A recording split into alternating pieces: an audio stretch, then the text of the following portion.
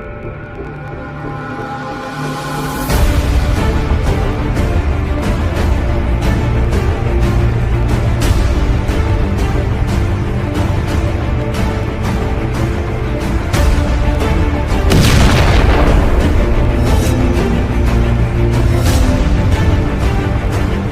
बच्चों आज हम फिर से आ गए हमारी वन शॉट सीरीज को लेके। सबसे पहले मैं आपका स्वागत करता हूँ आपके अपने चैनल साइंस इजी पे। तो आज हम वन शॉट करने वाले हैं हमारे सेकेंड चैप्टर जो कि है तत्वों का आवर्ती वर्गीकरण। ये हमारा क्लास 10th का कक्षा 10वीं का साइंस 1 का, जिसको हम विज्ञान और प्रौद्योगिकी भाग 1 बोलते हैं, उसका ये दूसरा चैप्टर है। आज हम इसको वन शॉट में खत्म करने वाले हैं। चलिए शुरू करते हैं। आपका यहाँ नाम दिया हुआ है पाठ का तत्वों का वर्गीकरण। आपके पाठ का पहला टॉपिक है तत्वों का वर्गीकरण। कुछ इंट्रोडक्शन जैसा आपका पाठ दिया हुआ है, जिसमें कहा गया है कि सन 1800 में हमारे पास कुछ 30 तत्व खोजे हुए थे, लेकिन आज के समय में, वर्तमान समय में हमारे पास कुल 118 तत्व खोजे गए। इनके बाद एक साइंटिस्ट आए थे। जब 118 तत्व, इतने सारे तत्व जब खोजे गए तो इन तत्वों का वर्गीकरण करना आवश्यक था। तो तत्वों का वर्गीकरण करने के लिए बहुत सारे वैज्ञानिकों ने ट्राई किया, कोशिश की। तो उसी कोशिश में हमारे बहुत सारे वैज्ञानिक आए। तो उसमें से आपके कुछ बुक में दिए हुए हैं वैज्ञानिकों के नाम। तो पहले वैज्ञानिक थे हमारे डोबेराइनर, जो कि सन 1817 में एक जर्मन वैज्ञानिक थे, जो कि कौन थे? डोबेराइनर।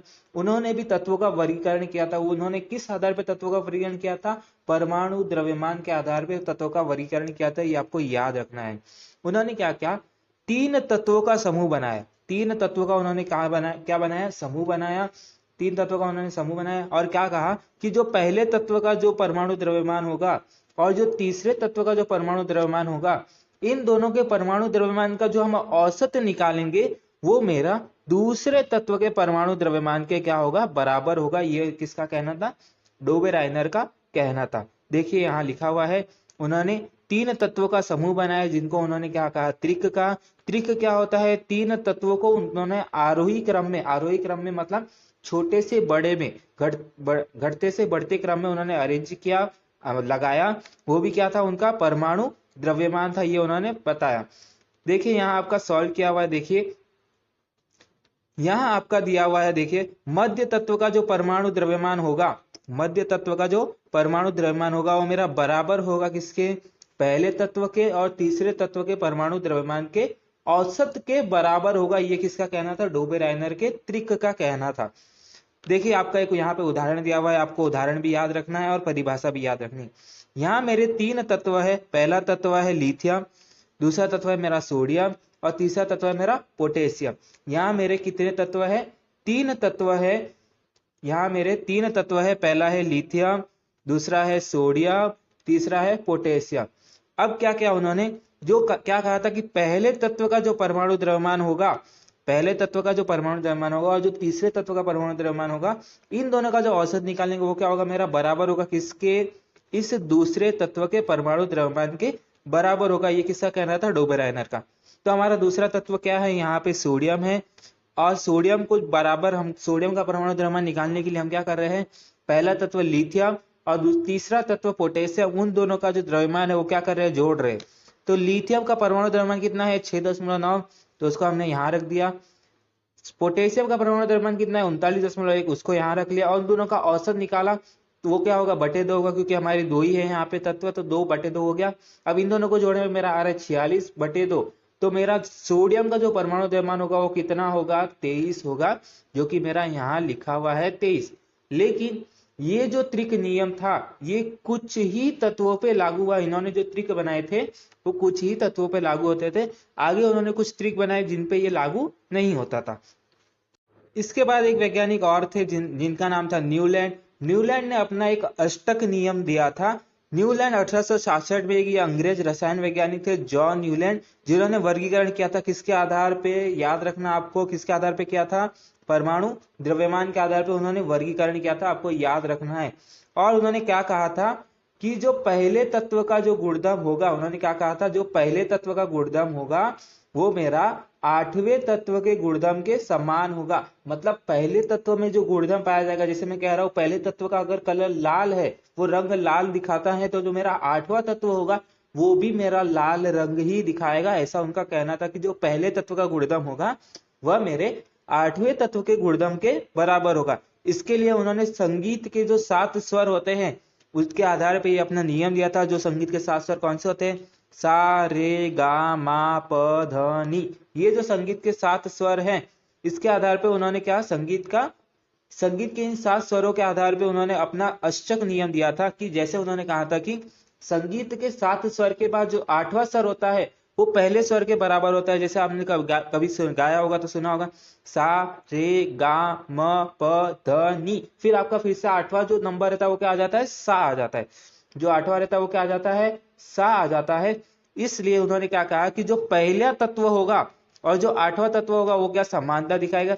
जैसे मेरा लिथियम जो है वो सोडियम के साथ क्या दिखा रहा है? समानता दिखा रहा है।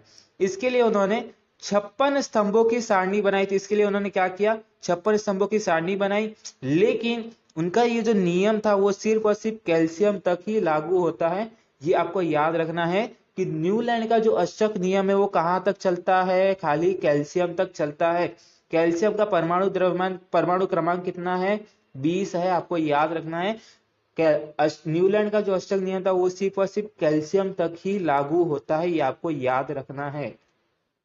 तो बच्चों इसके बाद आए थे हमारे दूसरे वैज्ञानिक जो कि थे हमारे मेंडलीव इनका जिनका पूरा नाम था दिमित्री मेंडलीव। इन्होंने सन 1869 से सन 1872 के बीच में इनका कार्यकाल था। मतलब इन्होंने भी वर्गीकरण किया था। इन्होंने भी आवर्त सारणी बनाई थी। इनका नाम था, ये रशियन वैज्ञानिक थे, इनका पूरा नाम क्या था? Dmitry Mendeleev. इन्होंने भी जो वर्गीकरण था वो किसके आधार पे किया था? परमाणु द्रव्यमान के आधार पे किया था। परमाणु द्रव्यमान के आधार पे हमने 3 वैज्ञानिक देखे जिन्होंने परमाणु द्रव्यमान के आधार पे वर्गीकरण किया था। पहले थे डोबेराइनर, दूसरे थे न्यूलैंड और तीसरे हमारे दिमित्री मेंडलीव। आपको ये याद रखना है। इसके बाद मेंडलीव ने एक आवर्ती नियम दिया था जो कि आपको याद होना चाहिए। मेंडलीव ने एक आवर्ती नियम दिया था। उन्होंने क्या कहा था कि जो तत्वों के भौतिक तथा रासायनिक गुणधर्म होते हैं, तत्वों के जो भौतिक तथा रासायनिक गुणधर्म होते हैं, तत्वों के भौतिक तथा रासायनिक गुणधर्म होते हैं, वो परमाणु द्रव्यमानों के आवर्त फलन होते हैं। आवर्त फलन का क्या अर्थ है? आवर्त फलन का मतलब होता है एक के बाद एक रिपीट होने वाली चीज जो है। मतलब एक तत्व का जो गुणधर्म है वो आगे चलने के बाद कोई एक तत्व ऐसा आएगा जिसका गुणधर्म वही वापिस दोहराया जाएगा। तो वही कहा उन्होंने कि जो तत्वों का भौतिक तथा रासायनिक गुणधर्म होता है उनके परमाणु द्रव्यमानों के आवर्त फलन होता है। ये आपको याद हो जाना चाहिए। ये आपको याद रखना है, भूलना नहीं है इसको। इसके बाद आता है मेंडलीव की विशेषताएं जो कि बहुत ज्यादा इंपॉर्टेंट है। आपको पूछा दे, आपने अगर स्कूल में पेपर दिया तो आपको पता होगा कि ये बहुत ज्यादा इंपॉर्टेंट विशेषताएं में उन्होंने क्या किया? तत्वों के जो भी उन्होंने पहले जो वैज्ञानिक थे जो कि तत्वों के द्रव्यमान उन्होंने जांचे थे उनको वापिस पुनः जांच कर उन्होंने क्या किया? तत्वों का जो द्रव्यमान था उन्होंने क्या किया? पुनः जांचा। उनको पुनः जांचने के बाद उनको फिर से उन्होंने कुछ चेंजेस पाए, कुछ बदलाव पाए और उस हिसाब से अपनी आवर्त सारणी में उन तत्वों को स्थान दिया। जैसे उदाहरण में दिया गया है कि जो बेरिलियम का पहले परमाणु द्रव्यमान कितना था? 14.09 था।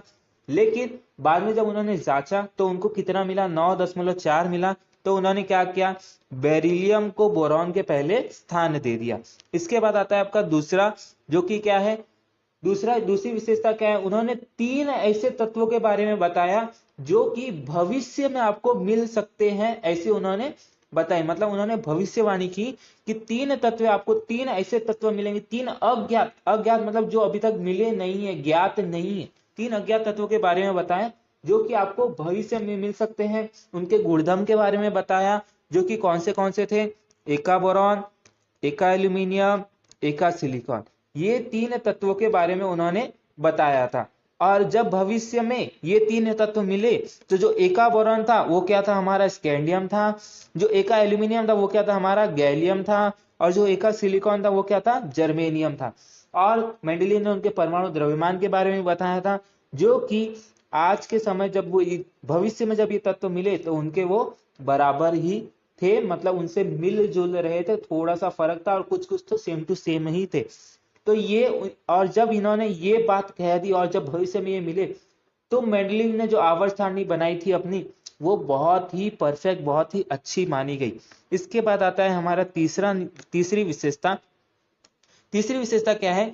मेंडलीव की जो मूल आवर्त सारणी थी वो बहुत पहले बनी थी और उसके बनने के बाद 19वीं शताब्दी के अंत में, 19वीं शताब्दी जब आपकी खत्म होने आ रही थी, तब उन्होंने क्या खोजे गए, निष्क्रिय गैसें खोजी गई।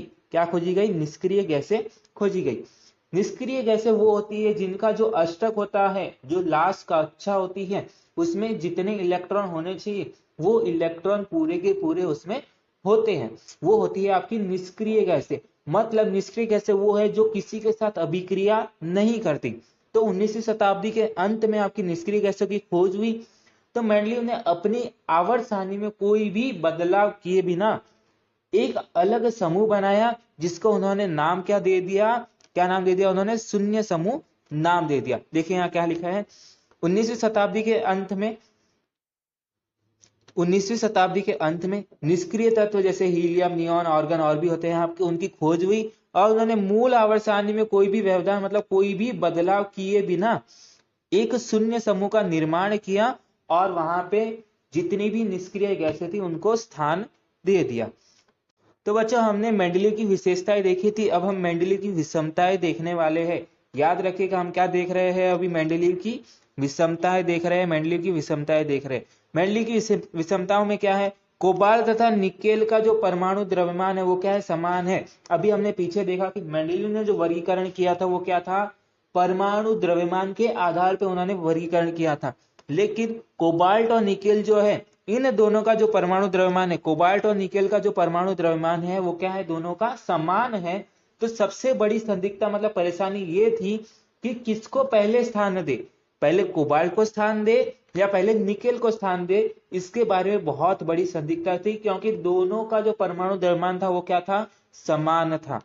इसके बाद आता है दूसरा हमारा, दूसरी जो विषमताएं थी, दूसरी विषमता क्या थी हमारी, मेंडलीव की आवर्त सारणी के बाद, मेंडलीव की जो आवर्त सारणी थी वो बनने के बाद हमारी किसकी खोज हुई, समस्थानिकों की खोज हुई। समस्थानिक क्या होते हैं, समस्थानिक क्या होते हैं आपको पता होंगे, आप देख लीजिए समस्थानिक क्या होते हैं, जिनका परमाणु क्रमांक तो समान होगा लेकिन परमाणु द्रव्यमान जो रहता है वो कैसा होता है, अलग होता है।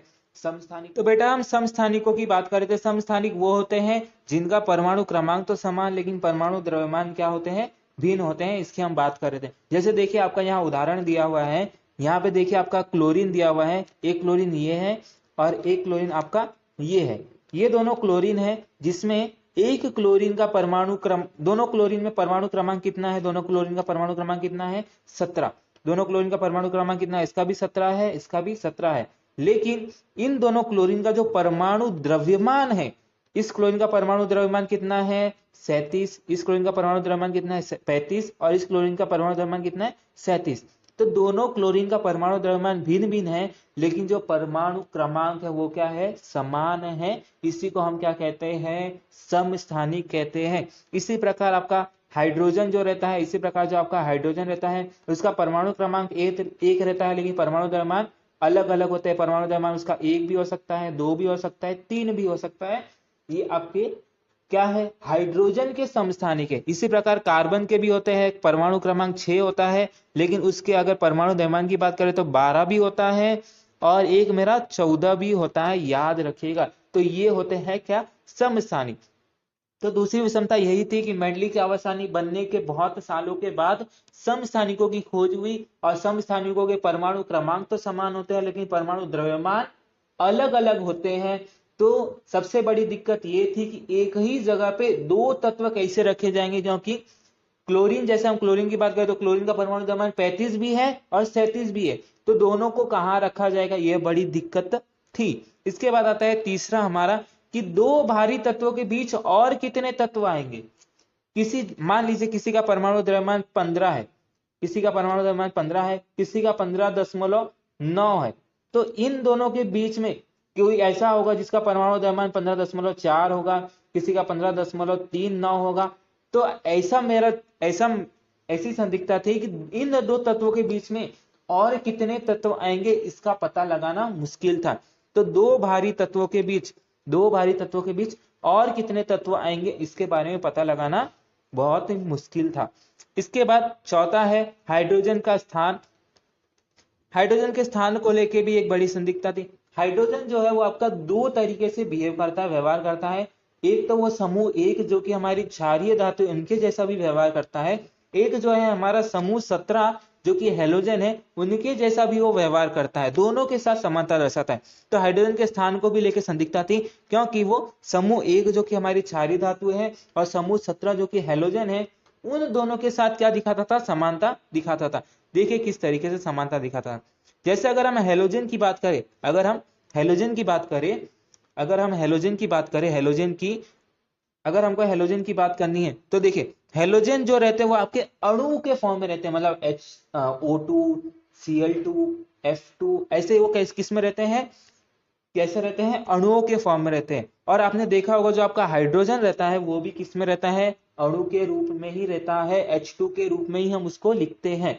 आपने देखा होगा ऑक्सीजन हमने कभी लिखा होगा, ऑक्सीजन तो O2 लिखते हैं, क्लोरीन कभी लिखा होगा तो Cl2 लिखते हैं। लेकिन अगर आपने कभी सोडियम लिखा होगा तो उसको हम Na ही लिखते हैं, कार्बन लिखा होगा तो सिर्फ C लिखते हैं, नाइट्रोजन लिखा होगा तो N ही लिखते हैं। तो ये जो है ये आपके क्या सिंगल रहते हैं, लेकिन ये जो हेलोजन है वो किस में रहते हैं, आपके अणुओं के रूप में रहते हैं, दो के रूप में रहते हैं। और इसी प्रकार आपका हाइड्रोजन भी दो के रूप में रहता है। तो ये क्या है, आपका हेलोजन के साथ क्या कर रहा है, समानता दिखा रहा है।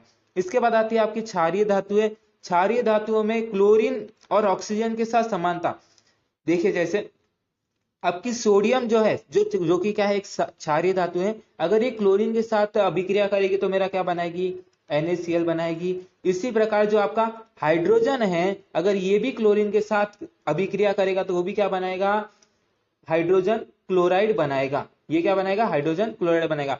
मतलब जो मेरा ये क्षारीय धातु है, जब ये किसी क्लोरीन, किसी सॉल्ट, किसी लवण के साथ अगर मेरी अभिक्रिया करेगी तो मेरा क्या बनाएगी, क्लोराइड बनाएगी। उसी प्रकार जो मेरा हाइड्रोजन है वो भी अगर किसी क्लोरीन के साथ अभिक्रिया कर रहा है, किसी सॉल्ट के साथ अभिक्रिया कर रहा है तो भी वो क्लोराइड बना रहा है। मतलब जो मेरी क्षारीय धातुएं हैं वो मेरी किसी सॉल्ट के साथ अभिक्रिया करती है तो मेरा क्या बनाती है, क्लोराइड बनाती है। वैसे ही जो मेरा हाइड्रोजन है वो भी क्या कर रहा है, अभिक्रिया कर रहा है तो मेरा क्या बना रहा है, क्लोराइड बना है। तो यहाँ ये मेरा क्षारीय धातु के जैसा भी व्यवहार कर रहा है। तो इसलिए सबसे बड़ी दिक्कत ये थी कि जो आपका हाइड्रोजन है, जो आपका हाइड्रोजन है उसको हेलोजन में रखे या क्षारीय धातुओं में रखे, सबसे बड़ी दिक्कत ये थी। उम्मीद करता हूँ आपको ये समझा होगा। आपको मेंडली की विशेषताएं और विषमताएं याद रखनी है, भूलना नहीं है। आइए हम आगे बढ़ते हैं हमारे अगले टॉपिक पे, जो कि आधुनिक आवर्त सारणी, जिसको अंग्रेजी में हम मॉडर्न पीरियोडिक टेबल भी बोलते हैं। इसको सन 1913 में अंग्रेज वैज्ञानिक हेनरी मोजले ने एक्सरे नलिका का उपयोग करके खोजा था। और इन्होंने सबसे ज्यादा इंपॉर्टेंट, भूलना नहीं है, पहले वैज्ञानिक, इन्होंने वर्गीकरण किसके आधार पे किया था, परमाणु क्रमांक के आधार पे किया था, भूलेंगे नहीं इसको। वर्गीकरण किसके आधार पे किया था, परमाणु क्रमांक के आधार पे किया था। पहले वैज्ञानिक थे जिन्होंने वर्गीकरण परमाणु क्रमांक के आधार पे किया था। और इस वर्गीकरण के लिए भी उन्होंने एक क्या, आवर्ती नियम दिया था। इस वर्गीकरण में भी उन्होंने क्या दिया था, एक आवर्ती नियम दिया था, जो कि आपको याद रखना है। इस वर्गीकरण के लिए भी उन्होंने एक आवर्ती नियम दिया था, जो कि क्या था कि तत्वों के जो भौतिक तथा रासायनिक गुणधर्म होते हैं, तत्वों के जो भौतिक तथा रासायनिक गुणधर्म होते हैं वो क्या होते हैं, परमाणु क्रमांकों के आवर्त फलन होते हैं। किसके आवर्त फलन होते हैं, किसके आवर्त फलन होते हैं, परमाणु क्रमांकों के आवर्त फलन होते हैं। मेंडलीव ने कहा था परमाणु द्रव्यमानों के आवर्त फलन होते हैं, और हेनरी मोजले ने क्या कहा, परमाणु क्रमांक के आवर्त फलन होते हैं, भूलना नहीं है। आधुनिक आवर्त सारणी में उन्होंने क्या कहा, परमाणु में पाए जाने वाले, परमाणु में पाए जाने वाले, परमाणु में पाए, सॉरी एक मिनट, परमाणु में पाए जाने वाले इलेक्ट्रॉनों की कुल संख्या परमाणु क्रमांक के बराबर होती है। ये आपको पता ही होगा कि किसी परमाणु में, आइए थोड़ा इसको देख लेते हैं, हम थोड़ा फटाफट देख लेते हैं।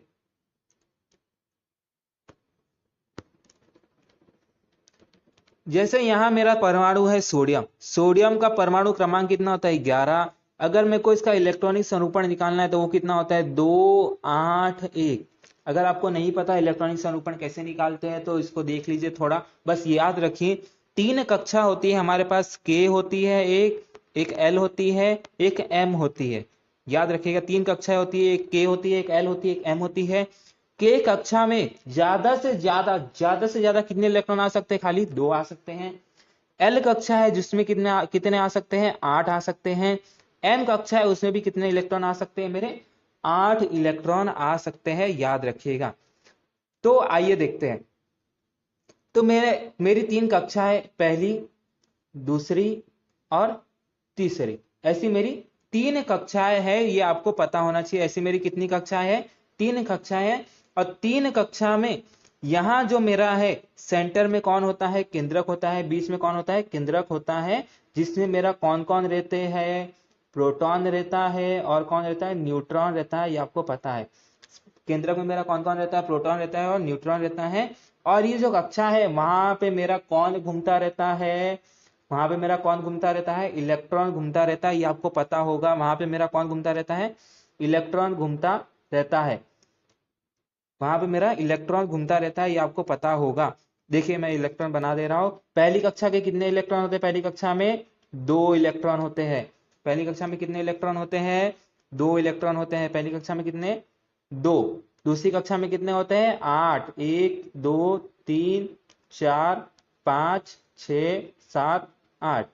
पहली कक्षा में 2, दूसरी कक्षा में 8, तीसरी कक्षा में भी 8। 1 2 3 4 5 6 7 8। तीसरी कक्षा में भी कितने? 8 होते हैं, ये हमने देखा। के कक्षा जो होती है उसमें कितने? 2। एल कक्षा जो होती है उसमें 8। एम कक्षा जो होती है उसमें भी 8 ही होते हैं, ये आपको पता होना चाहिए। कितने? ये मेरी कौन सी कक्षा है? ये मेरी कौन सी कक्षा है? के कक्षा है। ये मेरी कौन सी कक्षा है? एल कक्षा है। और ये मेरी कौन सी कक्षा है? एम कक्षा है, ये आपको पता होना चाहिए। आइए देखते हैं अभी सोडियम को, जो मैंने ये 2 8 1 लिखा है, ये आया कैसे, इसको हम देखते हैं। अभी हमने देखा कि पहली कक्षा में कितने इलेक्ट्रॉन होते हैं? 2। दूसरी कक्षा में 8। तीसरी कक्षा में 8, जिसको ही हमने क्या कहा था? अष्टक नियम कहा था। हमने पढ़ा था पीछे निष्क्रिय गैस, मैंने बताया था कि अष्टक नियम उसका, उसमें जो 8 इलेक्ट्रॉन होने चाहिए वो पूरे के पूरे हो जाते हैं, इसलिए वो किसी के साथ अभिक्रिया नहीं करती। तो वही बात है कि सोडियम जो है मेरा, उसमें इसका परमाणु क्रमांक कितना? 11। तो मैं अगर यहाँ कक्षा बनाऊं, अगर मैं यहाँ आपकी कक्षा बना दूं, अगर मैं आपकी यहाँ कक्षा बनाऊं, तो ये देखिए, ये मेरी पहली कक्षा हो गई, ये मेरी दूसरी कक्षा हो गई और ये मेरी तीसरी कक्षा हो गई। तो अगर मैं इस कक्षा को देखने जाऊं तो मेरा क्या होगा? पहली कक्षा में कितने इलेक्ट्रॉन आते हैं? 2। तो पहली कक्षा में 2 इलेक्ट्रॉन बना दीजिए। ये मेरा 1 इलेक्ट्रॉन हो गया, ये मेरा दूसरा इलेक्ट्रॉन हो गया, ये मेरी पहली कक्षा हो गई। तो इसमें से कितने इलेक्ट्रॉन चले गए? कितने चले गए इलेक्ट्रॉन? कितने इलेक्ट्रॉन चले गए? इसमें से 2 इलेक्ट्रॉन चले गए। कितने बचे मेरे पास? 9 इलेक्ट्रॉन बचे हैं। अभी 9 इलेक्ट्रॉन बचे हैं। अब वो 9 इलेक्ट्रॉन को, अब वो जो 9 इलेक्ट्रॉन है, वो 9 इलेक्ट्रॉन को क्या कीजिए? यहाँ दूसरी कक्षा में भरिए। तो दूसरी कक्षा में भरिए तो कितना? यहाँ 1 मिनट, हाँ, 1 2 3 4 5 6 7 और 8। कितने हो गए? 8 आ गए। अब इसमें से 8 माइनस कर दीजिए। कितना बच रहा है मेरे पास? 1 बच रहा है। तो वो जो 1 बचेगा वो कहाँ जाएगा? मेरा इस लास्ट वाली कक्षा में जाएगा। तो देखिए आपके पास क्या बना, क्या बना अभी देखिए। कितना? पहली कक्षा में कितने बने? 2। कितने आए? 2 आए। 1 2। दूसरी कक्षा में कितना है? 1 आया। दूसरा 3 4 5 6 7 8। दूसरी कक्षा में कितने आए? 8 आए। तीसरी कक्षा में कितना है? 1 ही है, तो ये 1। तो मेरा जो इलेक्ट्रॉनिक संरूपण बना, जो मेरा इलेक्ट्रॉनिक संरूपण बना, वो क्या बना? 2 8 1। कितना बना? 2 8 1। कितना बना? कितना बना? 2 8 1 बना। याद रखिएगा कितना बना? 2 8 1 बना, जो कि हमने अभी पीछे देखा था। मैंने यहाँ लिखा था, देखिए कि सोडियम का जो इलेक्ट्रॉनिक संरूपण होता है वो क्या होता है?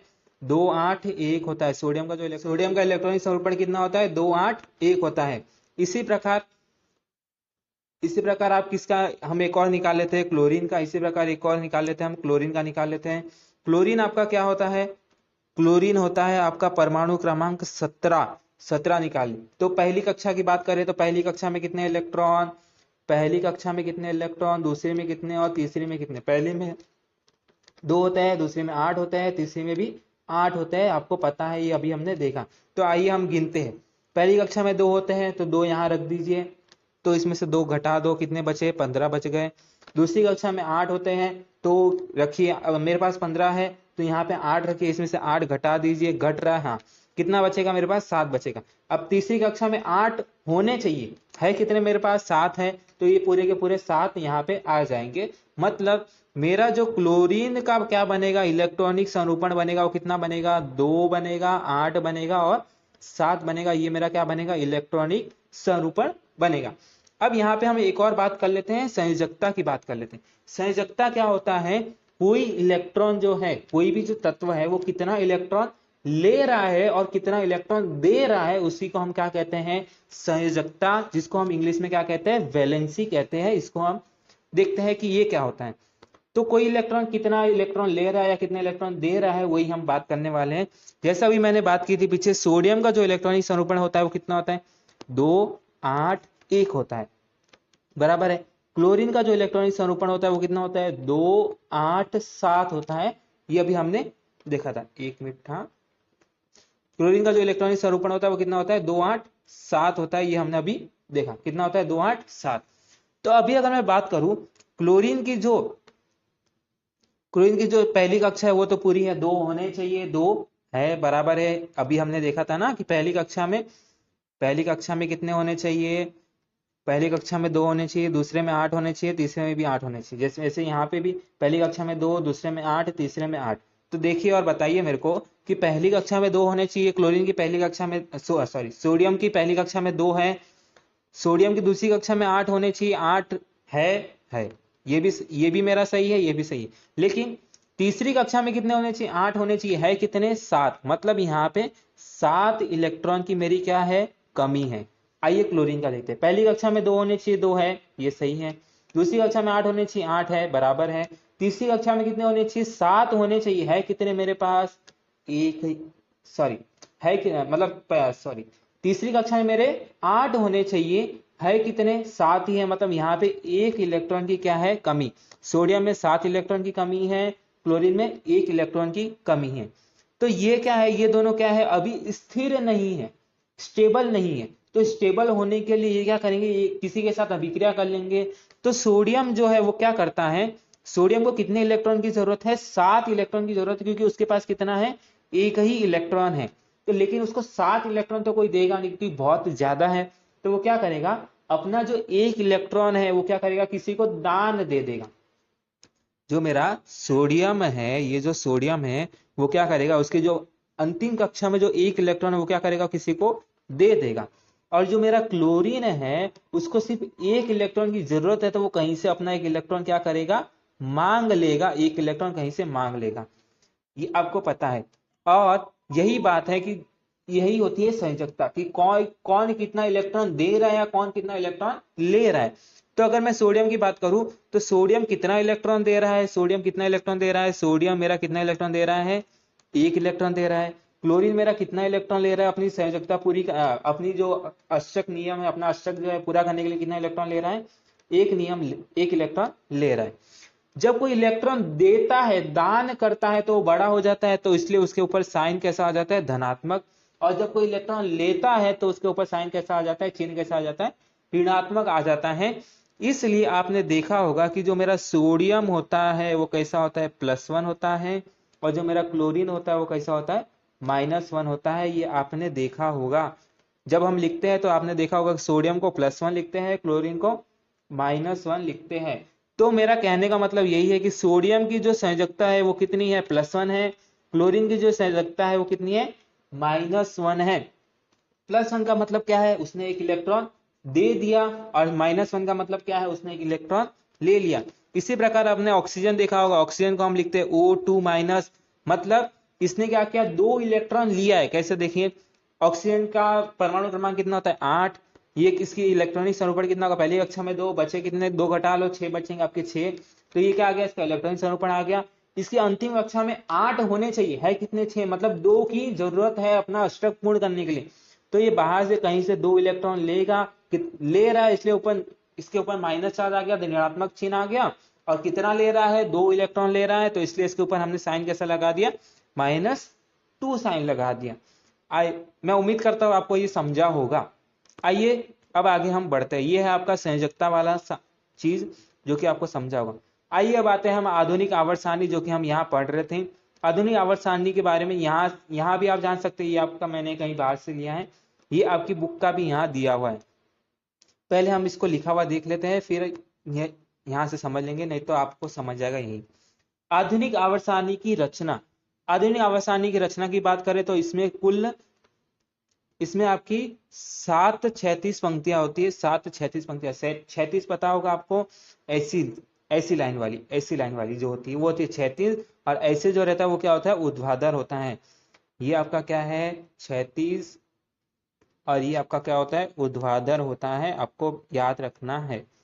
तो 7 36 पंक्तियां होती है जिनको हम क्या कहते हैं, आवर्त कहते हैं। 7 36 पंक्तियां होती है जिनको हम क्या कहते हैं, आवर्त कहते हैं, याद रहे।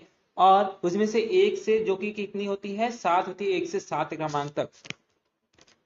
18 ऊर्ध्वाधर स्तंभ होते हैं जिनको समूह कहते हैं, ये 1 से 18 तक होता है। और आवर्त तथा समूह, इन दोनों को मिला के, जैसे देखिए ये मेरा ऐसे आवर्त बनता है, ऐसे मेरा समूह बनता है, ऐसा मेरा एक और आवर्त होगा, ऐसे मेरा एक और समूह होगा। तो ये इन दोनों को मिला के ये जो बना है, ये जो आपको दिखाई दे रहा है, इसको मैं क्या कहता हूँ, चौखट कहता हूँ। तो आवर्त और समूह को मिला के जो मेरा बनता है उसको मैं क्या कहता हूँ, चौखट कहता हूँ।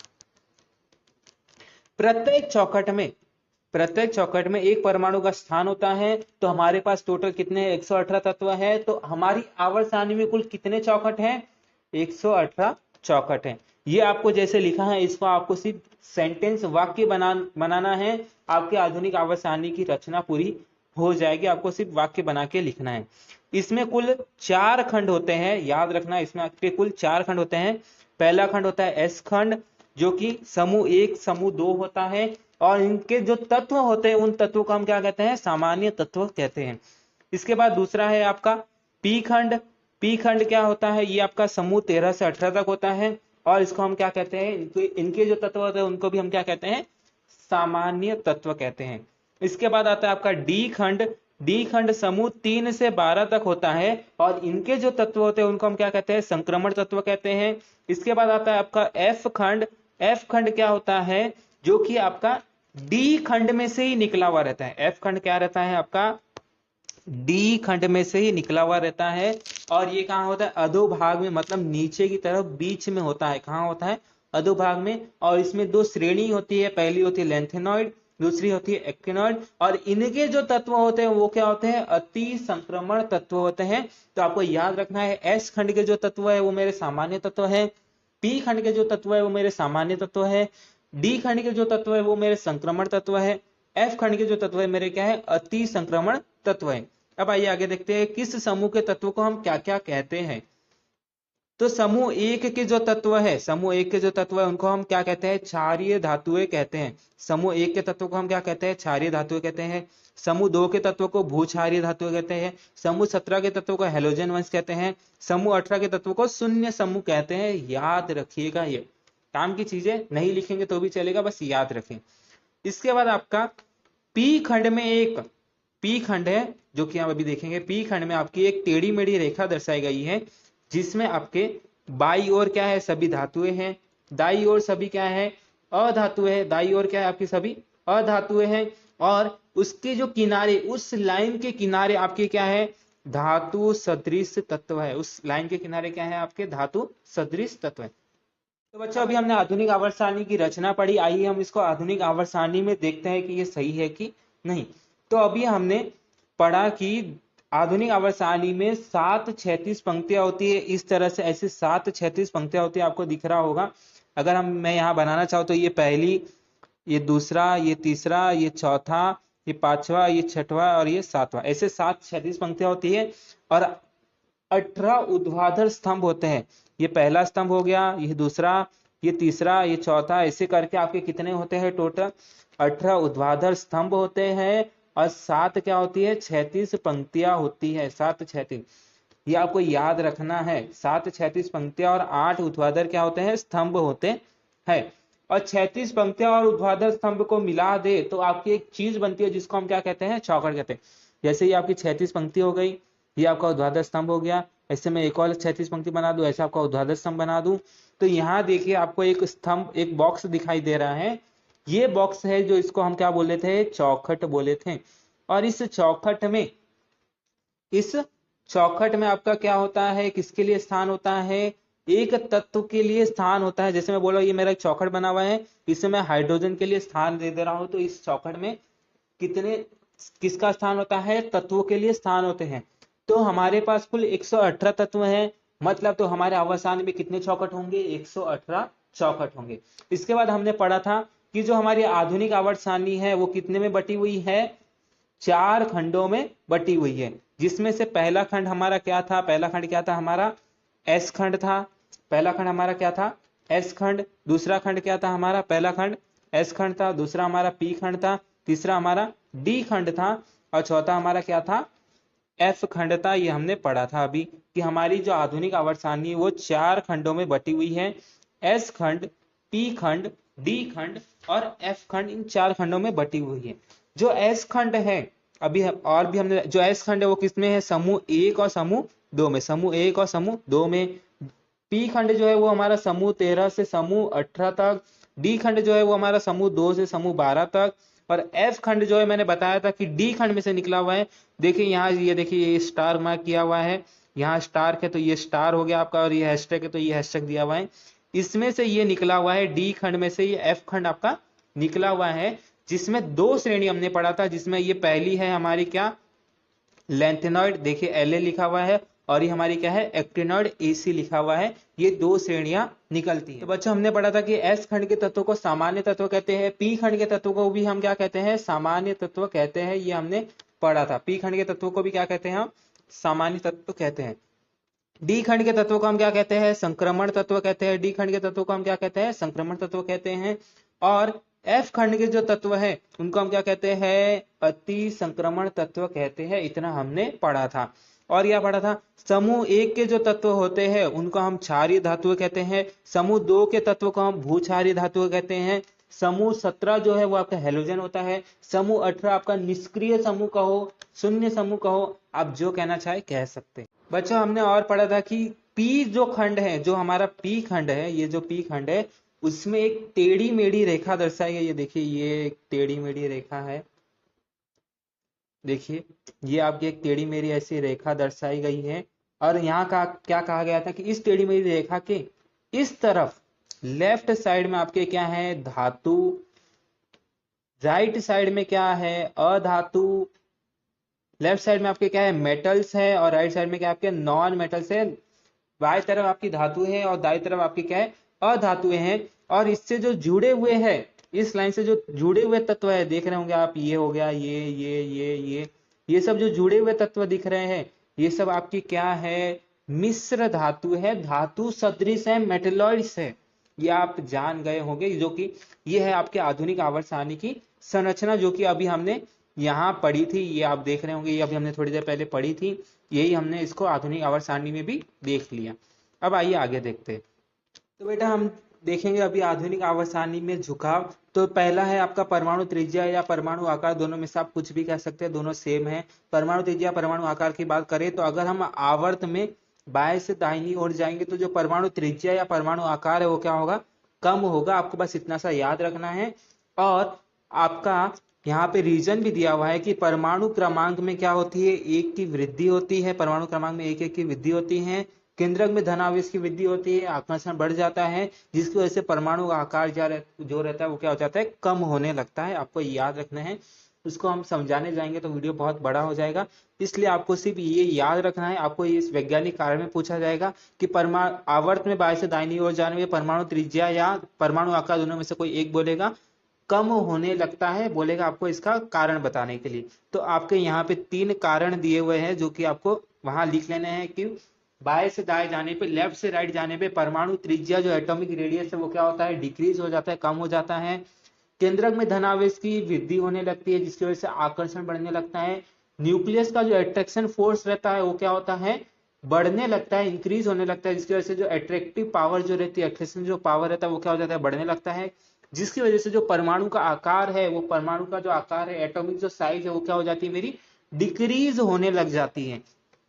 इसके बाद है समूह में ऊपर से नीचे आने पे, समूह में ऊपर से नीचे आने पे, अप टू डाउन आने में क्या होती है, परमाणु त्रिज्या हमारी क्या होती है, बढ़ती है, इंक्रीज हो जाती है। इसके पीछे क्या रीजन है, नई कक्षाओं की वृद्धि होती है, जो नई सेल है, नई कक्षाएं हैं, हमने देखा था 3 कक्षा, तो वो क्या होता है, वो हर एक आवर्त में ऊपर से नीचे आने पे हमारा क्या होता है, एक एक कक्षा की क्या होती है, वृद्धि होती जाती है। बाह्यतम कक्षा में उपस्थित इलेक्ट्रॉन और परमाणु केंद्र के बीच की दूरी क्या हो जाती है, बढ़ती जाती है। और क्या होगा, जिस वजह से केंद्र की आवेश में क्या होती है, कमी होती जाती है। जैसे आपने देखा था कि अगर मैं बात करूं पहले कक्षा के तत्वों की, तो हाइड्रोजन था आपका, फिर लिथियम था, फिर सोडियम था। हाइड्रोजन आपका 1 होता है, लिथियम आपका 3 होता है, सोडियम आपका 11 होता है। तो यहाँ पे एक ही कक्षा है। यहाँ पे अगर मैं इसका इलेक्ट्रॉनिक संरूपण लिखूं तो ये 2 1 होगा। एक मिनट कलर चेंज कर लेते हैं इसका, समझेगा आपको अच्छे से। अगर मैं बात करूं हाइड्रोजन का इलेक्ट्रॉनिक स्वरूपण, तो यहाँ पे 1 होगा। लिथियम की बात करूं तो 2 1 होगा, पहले कक्षा में 2 इलेक्ट्रॉन, फिर 1 बच जाता है जो कि कहाँ चला जाएगा, दूसरी कक्षा में चला जाएगा। सोडियम का होता है 2 8 1 होता है। तो आप देख रहे होगे पहले, ये क्या है मेरा, ये मेरा क्या है, पहला आवर्त है, ये मेरा दूसरा आवर्त है, ये मेरा तीसरा आवर्त है। तो पहले आवर्त में कितना है, एक ही कक्षा है। दूसरे आवर्त में मेरी कितनी कक्षा है, 2 कक्षा है। तीसरे आवर्त में मेरी कितनी, 3 कक्षा है। तो क्या हो रहा है, जैसे जैसे हम ऊपर से नीचे आ रहे हैं तो हमारी कक्षाएं जो है वो क्या हो रही, बढ़ती जा रही। कक्षाएं बढ़ रही है तो जो न्यूक्लियस, जो केंद्र के पास जो पावर है इलेक्ट्रॉन को खींचने की, जब कक्षाएं बढ़ेगी तो जो इलेक्ट्रॉन है वो क्या होंगे, उस केंद्र से दूर होते जाएंगे, तो न्यूक्लियस का जो केंद्र का पावर है वो क्या होगा, मेरा कम होते जाएगा। तो वही लिखा है देखिए कि मेरा नई कक्षाओं में वृद्धि होती है, बाह्यतम कक्षा में उपस्थित इलेक्ट्रॉन और परमाणु केंद्र के बीच की जो दूरी है वो क्या होती है, मेरी बढ़ती जाती है। और केंद्र की जो आवेश है उसमें क्या, मेरी कमी होती जाती है। इसके बाद आपका अगला टॉपिक है विद्युत ऋणात्मकता। मतलब अगर हम आवर्त में बात करें या समूह में बात करें तो विद्युत ऋणात्मकता में क्या होगा वो आपको, यहाँ भी आपको रीजन याद रखना है, ज्यादा नहीं समझाएंगे है और ना ही ज्यादा समझेंगे, आपको सिर्फ याद रखना है वैज्ञानिक कारण के लिए। विद्युत ऋणात्मकता, जिसको हम दूसरी भाषा में अधात्विक गुणधर्म भी बोलते हैं, और इंग्लिश में हम इसको इलेक्ट्रोनिगेटिविटी भी बोलते हैं। तो आवर्त में, पीरियड में अगर हम बाएं से दाएं जाएंगे, आवर्त में अगर हम बाएं से दाएं जाएंगे, लेफ्ट से राइट जाएंगे, तो विद्युत ऋणात्मकता जो रहती है वो क्या होती है, बढ़ती जाती है, याद रखिएगा। इसके पीछे का क्या रीजन है, केंद्रीय की आवेश बढ़ता है, परमाणु त्रिज्या कम होती है, आपको ये याद रखना है, ज्यादा नहीं समझेंगे। फिर इसके बाद आपका आता है समूह में ऊपर से नीचे जाने पे, अप टू डाउन जाने में विद्युत ऋणात्मकता जो क्या है वो कम होती जाती है। ये आपको इतना से याद रखना है। फिर इसके बाद विद्युत धनात्मकता, जिसको हम दूसरी भाषा में धात्विक गुणधर्म भी कहते हैं, इंग्लिश में इसको इलेक्ट्रोपॉजिटिविटी कहते हैं। आवर्त में जाएंगे तो आपका ये कम होता जाएगा, समूह में जाएगा तो ये बढ़ते जाएगा। आपको याद रखना है, एक दूसरे के विपरीत होते हैं। अगर आपका आवर्त में विद्युत धनात्मकता कम हो रहा है तो विद्युत ऋणात्मकता क्या होगी, ज्यादा होगी। अगर समूह में विद्युत धनात्मकता ज्यादा हो रही है तो विद्युत ऋणात्मकता क्या होगी, कम होगी। इसके बाद आपका एक टॉपिक दिया हुआ है हैलोजन वंश व श्रेणीबद्धता। तो अभी हमने पीछे देखा था कि जो हैलोजन रहते हैं वो आपके हमेशा अणु के रूप में रहते हैं। देखिए आपको, इसको हम एक्स से दिखाते हैं, हैलोजन को हम एक्स से दिखाते हैं, ये याद रखिएगा इसको। ये किसके लिए होता है, हैलोजन को दिखाने के लिए होता है। तो जो आपके हैलोजन है, जैसे फ्लोरीन है, क्लोरीन है, ब्रोमीन है, आयोडीन है, ये आपके कैसे रहते हैं, अणु के फॉर्म में रहते हैं, मतलब 2 के रूप में रहते हैं, साथ में रहते हैं। ये आपके क्या है, अणु के रूप में रहते हैं, ये आपको याद रखना है। ये आपको पूछ सकता है फ्लोरीन और क्लोरीन किस में रहते हैं, गैस के रूप में रहते हैं। ब्रोमीन आपका द्रव में रहता है, याद रखिएगा। ब्रोमीन आपका कहाँ रहता है, द्रव के रूप में रहता है। आयोडीन आपका ठोस के रूप में रहता है। यहाँ आपका होता है पाठ समाप्त। यहाँ क्या होता है, आपका पाठ होता है समाप्त। यहाँ आपके पाठ की क्या होती है, समाप्ति होती है। यहाँ आपका पाठ पूरी तरीके से समाप्त हो जाता है। क्या हो जाता है, समाप्त। उम्मीद करता हूँ आपको ये जो पाठ है वो समझा होगा। कोशिश मेरी यही थी आपको अच्छे से बेसिक में समझा सकूं। आई होप मैं बेसिक से समझाने की कोशिश की है, आपको समझा होगा। जो भी आपके कुछ क्वेश्चन रहेंगे उसको कमेंट सेक्शन में बताइए और बताइएगा आपको यह वीडियो कैसा लगा।